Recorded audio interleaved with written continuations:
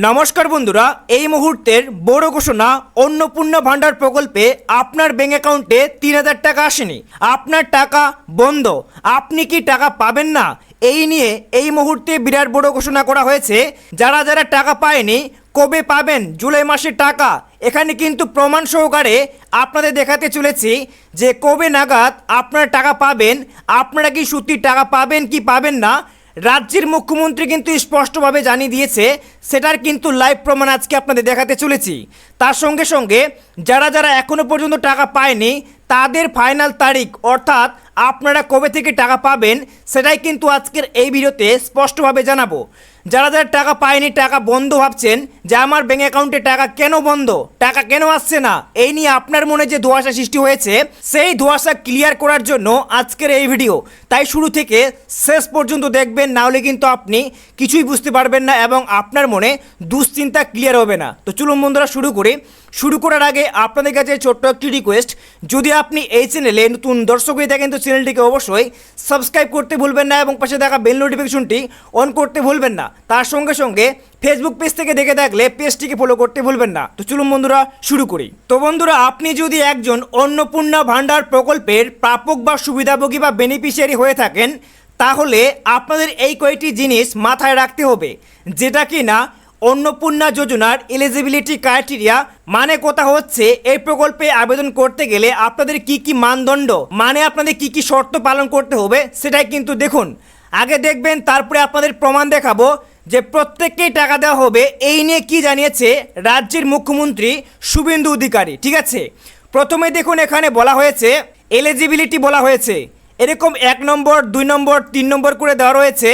তো এখানে কিন্তু ইংলিশে দেওয়া রয়েছে, আমরা কিন্তু বাংলায় পড়ে নেব যাতে আপনাদের কনফিউশন দূর হয়ে যায়। ঠিক আছে, তো এখানে এই বিষয়টাই কিন্তু বাংলাতে ট্রান্সলেট করেছি, সেটাই কিন্তু আমরা দেখব।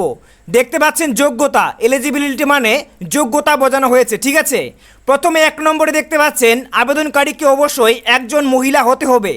তো এই প্রকল্পে আবেদন করতে গেলে বা টাকা পেতে গেলে একজন মহিলা তো হতেই হবে, সেটা আপনারা ভালো করেই জানেন। তারপরে 2 নম্বরে আবেদনকারীর বয়স 25 থেকে 60 বছরের মধ্যে হতে হবে, তবে কিন্তু আপনি এই প্রকল্পের টাকা পাবেন, না হলে কিন্তু টাকা পাবেন না। আপনার বয়স যদি 24 বছর 11 মাস হয়ে থাকে, তবুও কিন্তু আপনি এই প্রকল্পের জন্য এলিজিবল না, বা একদিন যদি কম হয়ে থাকে 25 বছরের নিচে, তাহলে কিন্তু আপনি এই প্রকল্পের টাকা পাবেন না। এবং 60 বছর থেকে যদি আপনার একদিন বেশি হয়ে যায় বা 1 মাস বেশি হয়ে যায়, তাহলে কিন্তু আপনি এই প্রকল্পের টাকা পাবেন না, এটা কিন্তু মাথায় রাখবেন। এরপরে বলা হয়েছে 3 নম্বরে দেখতে পাচ্ছেন আবেদনকারীকে অবশ্যই কেন্দ্র বা এই রাজ্য সরকারের অধীনে নিয়মিত বেতন অথবা পেনশন সহ কোনো স্থায়ী সরকারি চাকরিতে, কোনো স্বনিবদ্ধ সংস্থা, সরকারি উদ্যোগ, পঞ্চায়েত, পৌরসভা, স্থানীয় সংস্থায় অথবা এই রাজ্য সরকারের সাহায্যপ্রাপ্ত শিক্ষা প্রতিষ্ঠান শিক্ষক বা অশিক্ষক পদে কর্মরত থাকা চলবে না বা থাকা যাবে না। ঠিক আছে, তারপরে 4 নম্বরে বলা হয়েছে আবেদনকারীকে অবশ্যই কোনো আয়কর প্রদান করা যাবে না। আবেদনকারীকে কিন্তু অবশ্যই কোনো আয়কর পে করে থাকে বা আয়কর দিয়ে থাকে, সেই রকম কিন্তু আবেদনকারী হলে কিন্তু আপনারা এই প্রকল্পের টাকা পাবেন না। তাছাড়াও বলা হয়েছে 5 নম্বরে লক্ষ্মীর ভাণ্ডার প্রকল্পের সমস্ত বিদ্যমান সুবিধাভোগীদের অন্নপূর্ণা যোজনাতে স্থানান্তরিত করা হবে, তবে এসআইআর 2026 চলাকালীন চিহ্নিত মৃত স্থানান্তরিত তালিকা থেকে বাদ পড়া এবং অনুপস্থিত ভোটার খসড়া তালিকা প্রকাশের পর দ্বিতীয় তালিকা থেকে নাম বাদ পড়া, বিচার বিবেচনার পর তালিকা থেকে বাদ পড়া এবং ভোটার স্লিপ বিতরণের সময় পাওয়া এএসডিডি এর অন্তর্ভুক্ত হবে না। এর মধ্যে যদি আপনি পড়ে থাকেন, তাহলে কিন্তু আপনি এই প্রকল্পের জন্য উপযুক্ত বা এলিজিবল না। ঠিক আছে, তারপরে 6 নম্বরে দেখতে পাচ্ছেন যেসব সুবিধাভোগী এসআইআর ট্রাইব্যুনালে আবেদন করেছেন অথবা নাগরিকত্ব সংশোধন আইনে অধীনে আবেদন করেছেন, তারা তাদের আবেদন নিষ্পত্তি না হওয়া পর্যন্ত নতুন প্রকল্পের অধীনে আর্থিক সহায়তা পাবেন। এভাবেই মৃত এবং স্থানান্তরিত সুবিধাভোগীদের নাম ভবিষ্যতে নিয়মিতভাবে তালিকা থেকে বাদ দেওয়া হবে। তো বন্ধুরা, বাংলায় আপনাদের স্পষ্টভাবে জানিয়ে দেওয়া হলো, এই ক্রাইটেরিয়া বা এই শর্তের মধ্যে যদি আপনি হয়ে থাকেন বা বিরুদ্ধে হয়ে থাকেন, সেক্ষেত্রে কিন্তু আপনি এই প্রকল্পের টাকা পাবেন না। তার সঙ্গে সঙ্গে আপনাদের জানাবো, আপনাদের মোবাইল নম্বরে আপনি যে অনলাইন বা অফলাইনে আবেদন করেছেন, আপনার মোবাইলে এরকম এসএমএস যদি না আসে তাহলে কি আপনি টাকা পাবেন না? আপনি এই নিয়ে বিভ্রান্ত, সেটাই কিন্তু জানাচ্ছি। অন্নপূর্ণা যোজনার অধীনে আপনার প্রাপ্য অর্থ 3,000 টাকা প্রদান করা হয়েছে পশ্চিমবঙ্গ সরকার। এই মেসেজটি সবাইকে দেওয়া হচ্ছে যারা অন্নপূর্ণা যোজনার টাকা পাচ্ছে। এবারে কথা বলি, এরকম অনেকে রয়েছেন যে অন্নপূর্ণা যোজনার জন্য আবেদন করেছেন অনলাইন বা অফলাইন দুই মাধ্যমেই, এইরকম মেসেজের অপেক্ষায় রয়েছেন কিন্তু মেসেজ আপনাদের মোবাইলে আসেনি।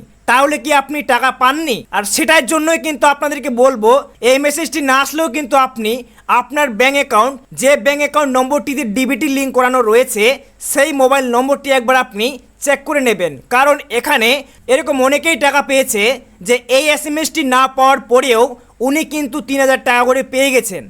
হয়তো আপনিও টাকা পেয়ে গেছেন, আপনারা অবশ্যই আপনাদের ব্যাঙ্ক অ্যাকাউন্ট কিন্তু একবার চেক করবেন। তো বন্ধুরা, তাছাড়াও কিন্তু আপনাদের একটি গুরুত্বপূর্ণ কথা বলতে যাচ্ছি। যেখানে আপনি অনলাইনে আবেদন করেছিলেন, হতে পারে আপনাদের নিকটবর্তী কোনো কম্পিউটার সেন্টারে, যে কোনো অনলাইনের দোকানে, সেখানে গিয়ে আপনারা কিন্তু খোঁজ নেবেন আপনি যে অনলাইন করেছিলেন, অনলাইন করার সময় আপনাকে যে স্লিপটি দেওয়া হয়েছে তার সঙ্গে সঙ্গে কোনো কি ফর্ম ডাউনলোড করে উনি কি রেখেছেন? ডাউনলোড ফর্ম করে কিন্তু একটি অপশন দেওয়া ছিল, সেখান থেকে যদি ফর্মটি ডাউনলোড করে থাকে তাহলে আপনাদের সামনে যেরকম আপনি অন স্ক্রিনে দেখতে পাচ্ছেন এরকমই আপনাদের কিন্তু একটি ফর্ম কিন্তু আপনার ডাউনলোড হয়ে আছে। তাহলে সেখানে গিয়ে আপনি যে টাকা পাচ্ছেন না তার কোনো ভুল ভ্রান্তি হয়েছে কিনা এখানে কিন্তু আপনাদের সমস্ত ডিটেলস কিন্তু দেখিয়ে দেবে। আপনি যে যে সদস্যগুলোর নাম এন্ট্রি করেছিলেন, আপনার দেওয়া তথ্যগুলো এখানে ঠিকঠাক রয়েছে কিনা। তো সমস্ত বিষয় যদি আপনার এখান থেকে ঠিকঠাক থেকে থাকে তাহলে কিন্তু আপনাদের টাকা পাওয়া থেকে আপনাদের কেউ আটকাতে পারবে না। এই ভিডিওতে যে সমস্ত আপনাদের জিনিসগুলো আলোচনা করা হলো, এই সমস্ত বিষয় যদি আপনাদের সমস্ত রকমের ওকে থেকে থাকে, মানে ঠিকঠাক থেকে থাকে, তাহলে কিন্তু আপনাদের অন্নপূর্ণা যোজনার টাকা পাওয়ার জন্য কোনোভাবে আটকাতে পারবে না। তো বন্ধুরা, হয়তো আপনাদের টাকা দিতে দেরি হতে পারে, তো আপনারা ওয়েট করবেন, আপনাদের কিন্তু টাকা চলে আসবে। এবারে দেখাবো আপনাদের প্রমাণ যে আমাদের রাজ্যের মুখ্যমন্ত্রী শুভেন্দু অধিকারী তিনি কি বলেছে, কোন বেনিফিশিয়ারিকে বাদ দেওয়া হবে, কাদেরকে বাদ দেওয়া হবে না। তিনি কিন্তু স্পষ্টভাবে জানিয়ে দিয়েছে সবাইকেই টাকা দেওয়া হবে, এমনটাভাবে কিন্তু বলেছেন। তো চলুন সেটা কিন্তু দেখে নেব। আজকে রাত্রি 12টা পর্যন্ত বাকিরাও পোর্টাল আপলোড হতে হতে তাদের অ্যাকাউন্টেও টাকা ঢুকতে শুরু করবে। কারা যেন বলছিলেন না যে আগের সরকারের যে বরাদ্দ ছিল, এই সরকার বরাদ্দ মাত্র 1,000 কোটি টাকা বাড়িয়ে অর্ধেক বেনিফিশিয়ারি করে দিয়েছে। আমরা একটা বেনিফিশিয়ারিকেও বাদ দেব না। যারা আমরা বেনিফিশিয়ারি বলি না, আমরা বলি এটা আপনার অধিকার।